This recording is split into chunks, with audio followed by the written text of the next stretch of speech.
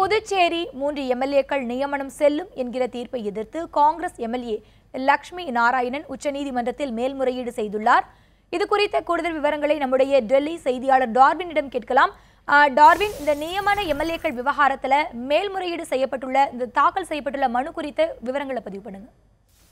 அதாவது புதுச்சேரி சட்டப்பேரவைக்கு அம்மாநில பாஜக, அதாவது புதுச்சேரி மாநில பாஜக தலைவர் சாமிநாதன், செல்வ கணபதி, சங்கர் ஆகியோரை நியமன எம்எல்ஏக்காக நியமித்து கடந்த ஜூன், அதாவது 2017 ஜூன் மாதம் புதுச்சேரி கவர்னர் கிரண்பேடி ஒரு உத்தரவு பிறப்பித்திருந்தாரு.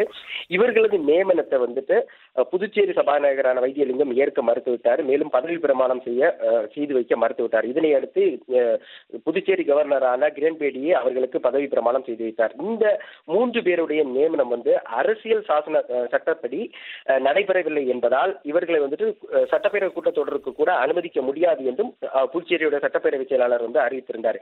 எனவே இதையடுத்து காங்கிரஸ் எம்எல்ஏவான லட்சுமி நாராயணன் என்பவர் சென்னை உயர்நீதிமன்றத்தில் ஒரு வழக்கு தொடுத்திருந்தார். அதாவது இந்த 3 பேர் நியமனத்தை செல்லாது என்று அறிவிக்க வேண்டும். நேரடியாக மக்களிடையே சென்று ஓட்டு கேட்டு வாக்கு பெற்று வெற்றி பெற முடியாத பாஜக இப்படி கொல்லைப்புறமாக இது போன்ற சட்டப்பேரவைகளில் நுழைய முயற்சிக்கிறது. எனவே இந்த நியமனத்துக்கு செல்லாது என்று அறிவிக்க வேண்டும். மேலும் இதற்கு இந்த 3 நியமன எம்எல்ஏக்களை நியமிப்பதற்கு கிரண்பேடிக்கு அதிகாரம் கிடையாது, அதாவது கவர்னருக்கு அதிகாரம் கிடையாது என்று ஒரு வழக்கு தொடுத்திருந்தாரு.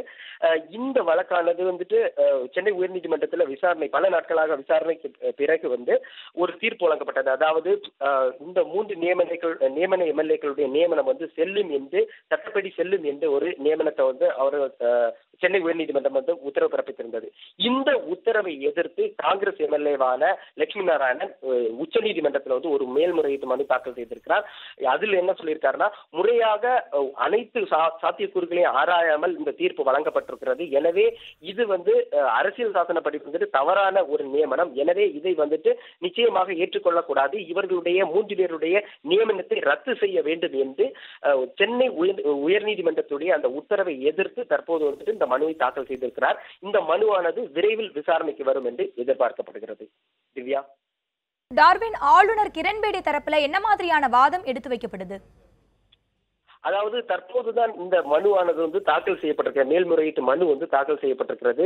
மேலும் இந்த வழக்கு இனி பட்டியலிடப்பட்டு அதன் பிறகு விசாரணைக்கு வரும்போதுதான் புதுச்சேரி ஆளுநர் தரப்பில் ஆஜராக இருக்கக்கூடிய மத்திய அரசு தரப்பான வழக்கறிஞர் எந்த மாதிரியான வாதத்தை எடுத்து வைப்பார் என்று நாம் பார்க்க முடியும். குறிப்பாக உயர்நீதிமன்றத்தில் அவர் எடுத்து வைத்த வாதம் என்னவென்றால், இவர்கள் அரசியல் சாசன நியமனத்தை இவர்கள் குறை கூறுகிறார்கள். மேலும் இந்த நியமனமானது கிரண்பேடி, அதாவது கவர்னருக்கு அதிகாரம் இருக்கிறது என்பதை இவர்கள் சொல்லுவதற்கு மறுத்து வருகின்றனர் என்ற ஒரு வாதத்தை அவர் வைத்திருந்தார். எனவே அதே தரப்பான வாதத்தை தான் இந்த உச்சநீதிமன்றத்திலேயும் கிரண்பேடி தரப்பில் வைப்பார்கள் என்று எதிர்பார்க்கப்படுகிறது.